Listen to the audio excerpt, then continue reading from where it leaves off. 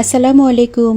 আজকে আমি আপনাদের সাথে তেল দিয়ে হুবহু বেকারি স্টাইলে কিভাবে পাউন্ড কেক তৈরি করবেন সেই রেসিপিটি শেয়ার করব। আর আজকের কেকটি চুলায় তৈরি করব এবং কিভাবে সেলের জন্য প্যাকেজিং করবেন ইন ডিটেলসে শেয়ার করব। আশা করি সাথে থাকবেন। আর ভিডিওতে দেখতেই পাচ্ছেন পাউন্ড কেকগুলো কত সুন্দর হয়েছে এবং এই কেকটা খেতে খুবই সুস্বাদু হয়ে থাকে। আর একদম বেকারি স্টাইলে উপরে ভেজা ভেজা থাকবে, ভিতরের টেক্সচারটাও একদম বেকারি স্টাইলে পাবেন। সেই হুবহু রেসিপিটি শেয়ার করব। তো প্রথমে আমি শুকনো উপকরণগুলো চেলে নিচ্ছি। শুকনো উপকরণগুলোর মধ্যে আমাদের রয়েছে ময়দা 2/3 কাপ, অর্থাৎ 1/3 কাপ দিয়ে দুইবার দিলে 2/3 কাপ হয়। কর্নফ্লাওয়ার দিচ্ছি 1 টেবিল চামচ, গুঁড়া দুধ 1 টেবিল চামচ, বেকিং পাউডার 1 চা চামচ এবং সামান্য লবণ। সবগুলো উপকরণ একসাথে খুব ভালোভাবে চেলে নেব। অবশ্যই চেলে নেওয়ার চেষ্টা করবেন, কেননা শুকনো উপকরণের মধ্যে অনেক গোটা অংশ থাকে, তাই অবশ্যই কেক তৈরির ক্ষেত্রে শুকনো উপকরণগুলো চেলে মেশানোর চেষ্টা করবেন। তো এখানে আমার সবগুলো শুকনো উপকরণ চালা হয়ে গেছে, আমি এগুলো এক পাশে সরিয়ে রাখছি। আর আমার ভিডিওটি একদম শেষ পর্যন্ত দেখার চেষ্টা করবেন, অনেক অনেক টিপস এবং ট্রিক্স আমি শেয়ার করব। আর ভিডিওটা ভালো লাগলে অবশ্যই শেয়ার করে দিবেন। এখানে আমি ডিম নিয়েছি 2টি, অর্থাৎ 100 গ্রাম, আর চিনি নিয়েছি হাফ কাপ 100 গ্রাম। ডিম এবং চিনি খুব ভালোভাবে মিশিয়ে নিব। চিনি সবসময় 2-3টা ধাপে মেশানোর চেষ্টা করবেন, এর ফলে খুব দ্রুত চিনিগুলো মিশবে এবং চিনি থেকে পানি ছাড়ার সম্ভাবনা থাকবে না।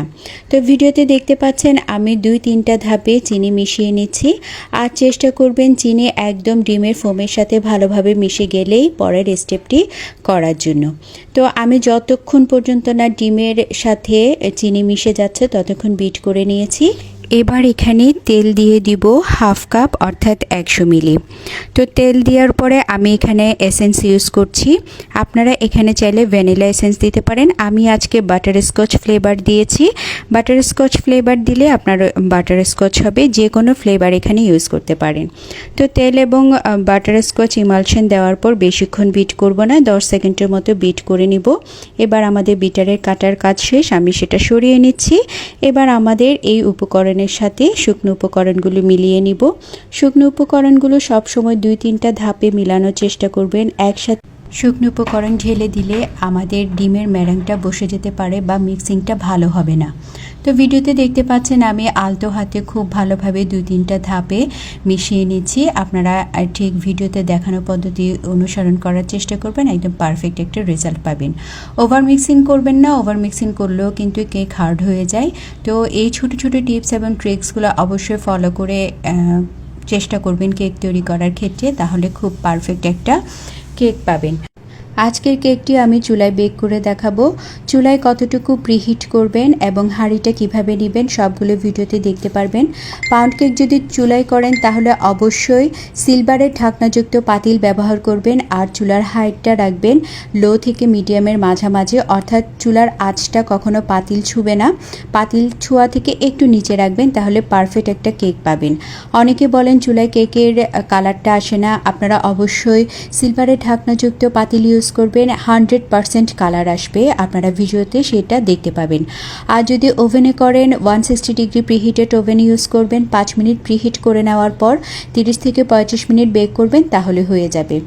আর এখানে আমি যে মোল্ডটা ইউজ করছি এটা 8 ইঞ্চি মোল্ড। এবার উপর থেকে আমি সম্পূর্ণ ব্যাটারটা ঢেলে দিচ্ছি। আর বেকারি স্টাইলে মাঝখানে যে ফাটলটা আসে সেটার জন্য আমি স্প্যাচুলাটা একটু ভিজিয়ে, অর্থাৎ পানি নিয়ে সেখানে স্প্যাচুলাটা ভিজিয়ে মাছ বরাবর একটা দাগ টেনে দিব, তাহলে একদম বেকারি স্টাইলে যে ফাটলটা থাকে সেটা পাবেন। কেকটা আমি চুলাতে করেছিলাম, তো আমার 40 মিনিট লেগেছে, আপনাদেরও 40 থেকে 45 মিনিট রাখতে পারে। আসলে এক একজনের চুলার তাপ এক এক রকম, সেটা আমরা সবাই জানি, ওভেনের ক্ষেত্রেও সেরকম। তো আপনাদের নিজেদের ওভেন এবং চুলা অনুযায়ী কেকটা হতে সময় লাগবে। আর আমি এখানে যে প্যাকেজিংটা ইউজ করেছি সেই প্যাকেজিংটা আপনারা 12 থেকে 15 টাকায় যে কোনো বেকিং স্টোরে পেয়ে যাবেন। আর চুলাই করেন আর ওভেনে করেন, সব সময় কিন্তু আমাদের প্রিহিট করে নিতে হবে, ঠান্ডা পাতিলে কেক বসানো যাবে না। আর এই যে দেখতে পাচ্ছেন 40 মিনিট পর আমার কেকটা গরম থাকা অবস্থায় উপর থেকে সুগার সিরাপ দিয়ে দিব। এখানে আমি 3 টেবিল চামচ পানি এবং 3 টেবিল চামচ চিনি একসাথে মিশিয়ে সুগার সিরাপ করে নিয়েছি। এইটা দেওয়ার ফলে কিন্তু উপর থেকে বেকারি স্টাইলের যে ভেজা ভেজা ভাব থাকে সেটা থাকবে। আর আজকের কেকটা আমার 11টা স্লাইস হয়েছিল, আপনারা ভিডিওতে দেখতে পাচ্ছেন। আর প্যাকেজিংটাও দেখে নেবেন, খুব সুন্দর এই প্যাকেজিংটা, আপনারা যে কোনো জায়গায় ক্যারি করতে পারবেন, সেল করতে পারবেন। তো আজকের ভিডিওটি কেমন লেগেছে অবশ্যই লাইক কমেন্ট শেয়ার করে জানাবেন। ভালো থাকবেন, দোয়া করবেন। আল্লাহ হাফেজ।